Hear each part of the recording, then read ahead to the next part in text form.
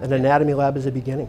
It's the first big challenge in a student's career, but it's also a great resource for seasoned doctors to come in and really hone their skills. Learning any discipline, especially an academic discipline, you need to know the foundations. Gross anatomy is the cornerstone of medical education. It always has been and always will be. First year med students spend most of their time in the gross anatomy lab learning how the body works. The space in the basement was very cramped, extremely loud, and the lighting was really less than what we needed. There weren't bathrooms nearby. There was nowhere to change. We had probably 3 chairs per 30 students, and electrical outlets were hard to come by. The Michael J. Anatomy Lab is a brand new facility that's been gifted to the university that will give our students an amazing state-of-the-art place to learn anatomy. Just because it's an anatomy lab, it doesn't mean it has to be a sad space. So my first impression was that there was natural light, which was actually really nice because you spend so much time in there in the dead of winter. So while you can see light, it's nice to have a little bit of it. The tables are spread out. There's electrical outlets at every table. There's whiteboards everywhere. And then there's a nearby dedicated anatomy study space. We have iPads at every station.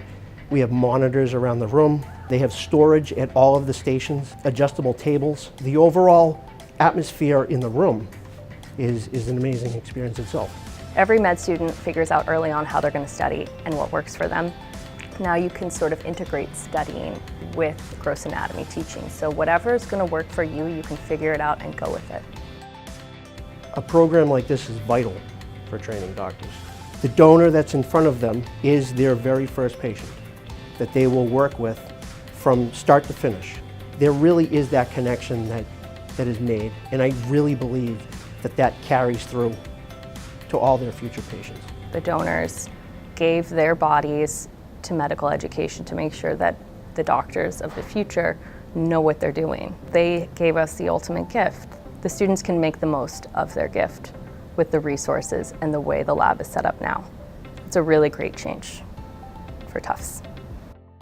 The Jaharis family has an overall vision that I think a lot of people share, and without their financial support, it wouldn't be possible.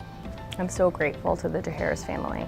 It means a lot that someone is noticing what works and what could be improved upon in medical education and cares enough to help make that happen for us. It's a lot of work being in med school, and to know that there's a family and that there are people who will donate their financial resources to help us learn the best way that we can, it's so meaningful, and I'm so grateful that I go to a school that has friends like the donors for this lab. We know what we have, and we're very grateful for it.